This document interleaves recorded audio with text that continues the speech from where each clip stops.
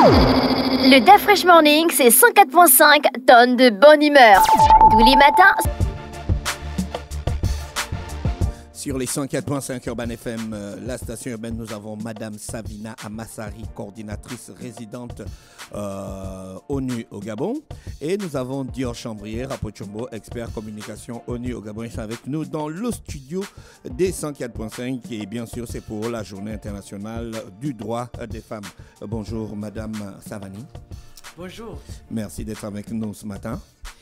Merci. Veuillez vous rapprocher du micro, s'il vous plaît. Merci de nous avoir ici sur le plateau ce matin pour le 8 mars. Merci. On a Madame Dior. Merci. Bonjour. Bonjour Dafresh, bonjour René Ruth. Madame Dior comme Dior. Oui, c'est ça, mais rien à voir par contre. D'accord.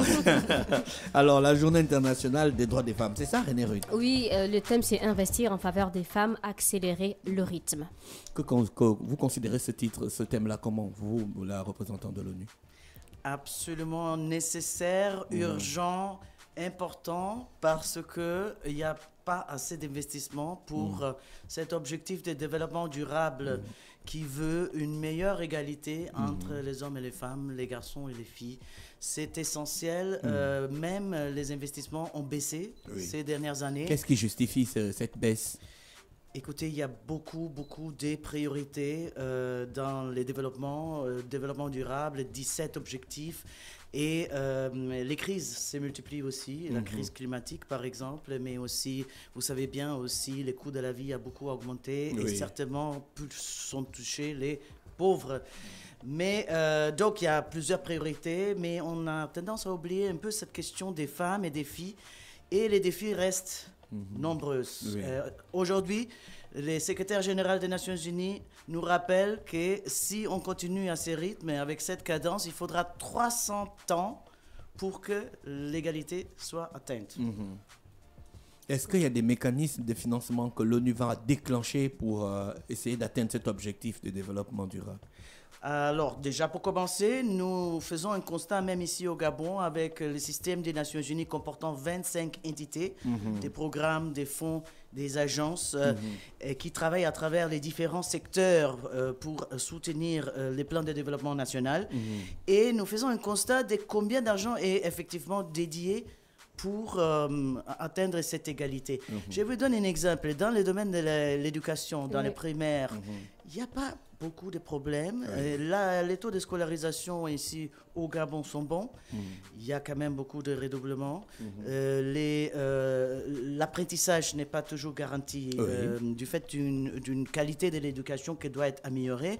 Mais arrivé au secondaire, on va commencer à voir que les filles abandonnent. Et pourquoi ? Parce que les grossesses précoces. Alors, il faut œuvrer pour trouver les moyens d'investir pour d'abord prévenir les grossesses précoces, souvent sont indésirées. Et puis, si ça arrive, il faut soutenir les filles pour revenir à l'école et compléter leur cycle éducatif. Parce que si elles n'ont pas fini leur secondaire, elles vont avoir des difficultés tout au long de la vie et elles vont encore aller augmenter le nombre de personnes vulnérables et ceux qui après vont transmettre même à leurs enfants. C'est un cycle vicieux qui s'installe et qui va se propager à travers les générations. Donc, investir plus dans cela. Tout ce qu'est l'éducation sexuelle et la santé reproductive, la question de la planning familial, bien évidemment, la question du VIH-Sida. Vous savez, les infections, nouvelles infections ont beaucoup baissé.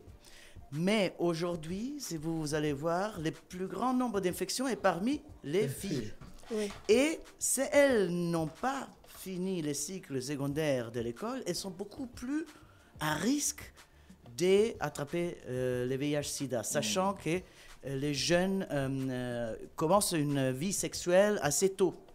Donc, l'importance de continuer à les garder au sein du système d'éducation, du système de l'école, ça leur donne un cadre dans lequel les filles et les garçons, par ailleurs, vont pouvoir évoluer en participant certaines initiatives de planning familial. Est-ce que vous, ici, depuis que vous êtes coordinatrice résidente au Gabon, vous suivez des projets spécifiques dans le domaine de favoriser cette égalité? Alors, absolument. Surtout dans ces questions de santé, santé reproductive, nous avons beaucoup de programmes. Par ailleurs, nous avons contribué aussi à appuyer les développements de la nouvelle politique de santé, mais aussi le plan sanitaire qui veut que la santé soit plus près des populations.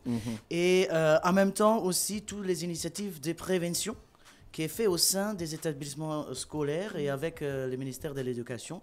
Donc, santé, éducation, c'est deux domaines dans lesquels nous investissons beaucoup. Mais faisons aussi beaucoup de plaidoyer pour que, surtout maintenant en phase de transition, plus soit investi dans ces domaines des secteurs sociaux, éducation, santé, protection sociale. Madame Savina, est-ce que vous mesurez l'impact? Est-ce que vous sentez que ça avance? Ça avance, oui. Je peux vous dire qu'il y a des grands progrès au Gabon. Voilà.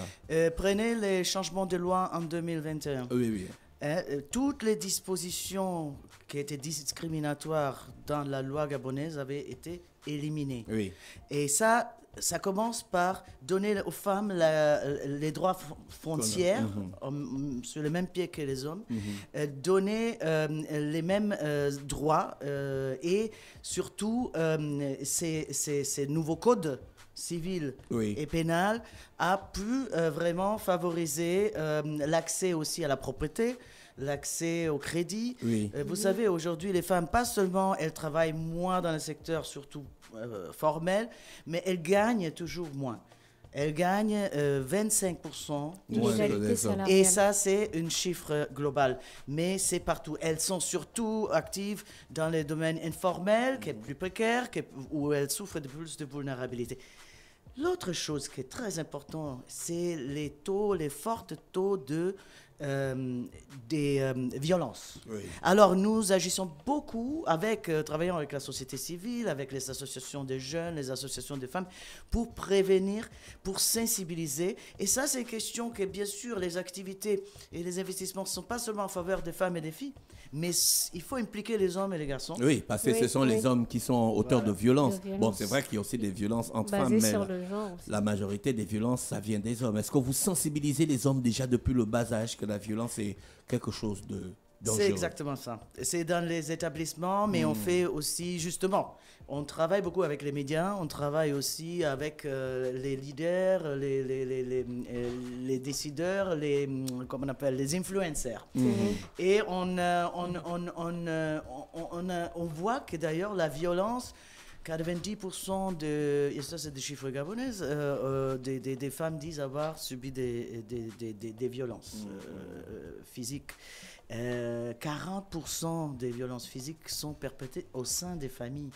Donc vous imaginez aussi l'importance de la sensibilisation à grande échelle de l'opinion publique, comme les radios, comme la vôtre, mais comme la télévision. Donc on a beaucoup travaillé sur des campagnes, sur ce type de sensibilisation qui est nécessaire, mais aussi en travaillant avec les instituteurs, avec les leaders religieux. Il y a des femmes qui n'arrivent pas à porter plainte parce qu'elles trouvent que les procédures sont trop longues. Est-ce que vous accompagnez certaines dans ce sens? C'est un appui que nous avons fourni au programme Gabon Égalité. Vous savez, 2 centres avaient été établis où aussi les femmes qui avaient subi des violences pouvaient sortir du cadre où elles avaient subi la violence et pouvaient donc aller chercher de l'aide. Donc nous avons assisté les autorités pour la conceptualisation de ce type de services. Il y a aussi un numéro vert, donc n'oublions pas qu'effectivement aujourd'hui au Gabon, même dans ces domaines, beaucoup de progrès ont été faits.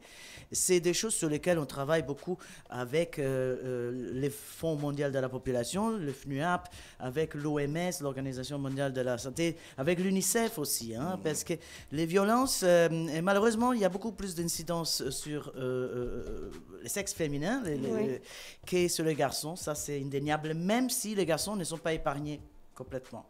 Donc, la question des violences est vraiment un domaine sur lequel nous agissons beaucoup. Et la question de VIH, nous avons une équipe pays qui comprend par ailleurs aussi d'autres agences comme l'UNESCO, comme d'autres importants, le PNUD, le programme des Nations Unies pour le développement, parce que toutes ces agences ensemble œuvrent pour vraiment mettre fin au sida, qui aujourd'hui est vraiment un fléau qui atteint surtout les femmes, les jeunes femmes. Et c'est pour ça que nous voulons aussi que les femmes finissent leurs études, parce que nous avons les statistiques, et ça c'est des choses que nous faisons aussi, nous aidons à récolter l'évidence qui montre que certaines interventions critiques peuvent vraiment mettre fin à un problème comme le VIH-Sida, qui est une épidémie qui maintenant est depuis plusieurs décennies encore là, et avec laquelle nous devons vraiment en finir. Oui. Madame Dior, vous avez un programme d'activité pour cette journée? Alors non, pas particulièrement. Hein. Nous, là, on est juste venus vraiment pour ce plaidoyer-là. À notre niveau, on pense que c'est très important de faire passer des messages. Notre programme, c'est celui-ci, donc le DaFresh Morning aujourd'hui, pour pouvoir justement passer un message à vos auditeurs, qui sont quand même des auditeurs assez jeunes.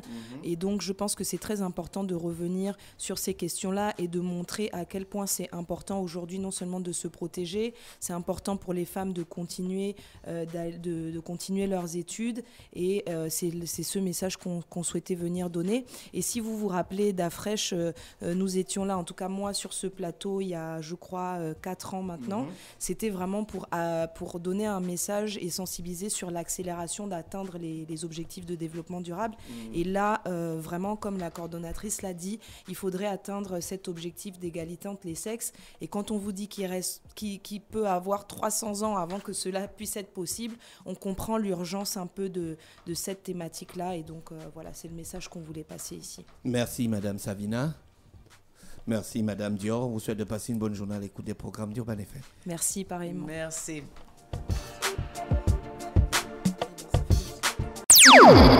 Le DaFresh Morning, c'est 104.5 tonnes de bonne humeur. Tous les matins,